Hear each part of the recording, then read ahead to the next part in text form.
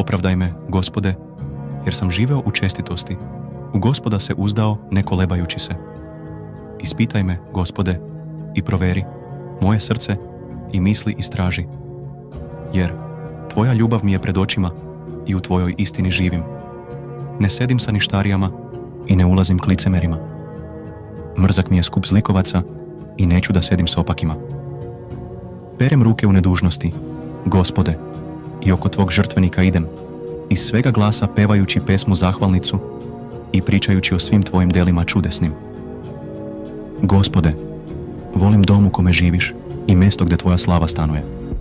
Ne uzmi mi dušu s grešnicima, moj život sa krvolocima, čije ruke izvršavaju opake naume i desnica im puna mita.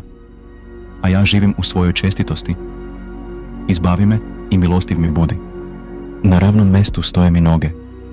Na velikom skupu blagosiljaću Gospoda.